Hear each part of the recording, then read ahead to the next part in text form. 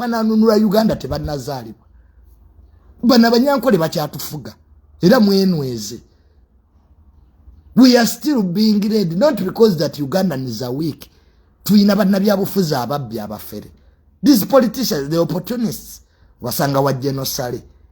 Buli omu atutte proposal. Ani asinga okufuna mu operation where securiation. So opposition.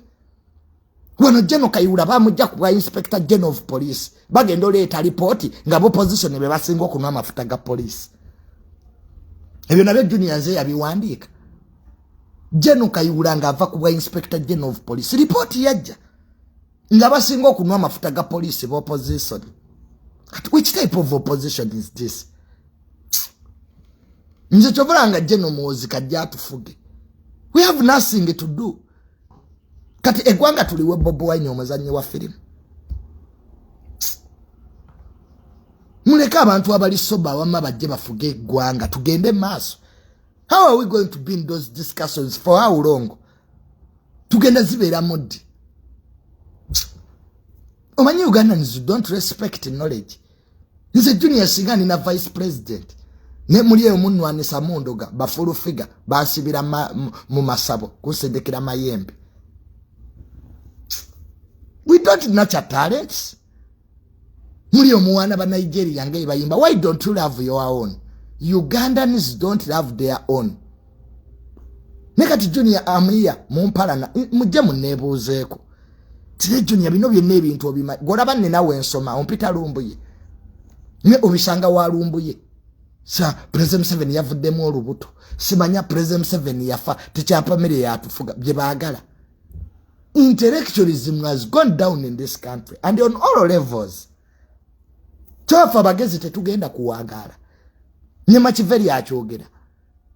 Munseri mwaba sirunga mweyongedde. Abagezi tetuwangala. The intellectuals cannot survive in a country where idiots are many.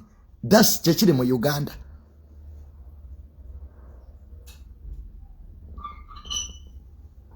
That's Uganda. Bayisima bebafa.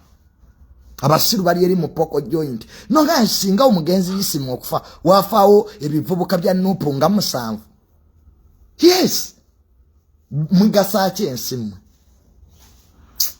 Abantu baga obuyinza. Mbuli ya president yali ajja obuyinza ekamocha. Bali kamocha bali ya mirondo. Biri mukulya gundi ngano chapati.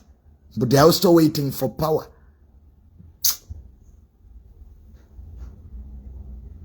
Abagezi tubonye nze nja baleka obayiza waba na Uganda. If you don't take me serious, ntinze mugezi nze kagwe musigazi za ku internet. Alugawe. And I see how you will cry for me. Ne abagezi laba mutabani wa Nadduli jakana Nadduli. Lero laba interviews za jakana. Nula banti wame gwanga liafi omwana omuto. Ye beacon. Mutabani wa Nadduli yali mugezi nnyo jakana yafa. So we have a problem. Idiots are now many. Bali mu alien skin kulya nkwacho. How can I sit with alien skin on a TV program to discuss ngechi? Okay, we discuss what? Bibira binagamba spice dana tadamugenda ko butokosho. Zo onzo kusanga nyimya noyo muvubuka. Simanya up town, simanya yani. The intellectuals we are few.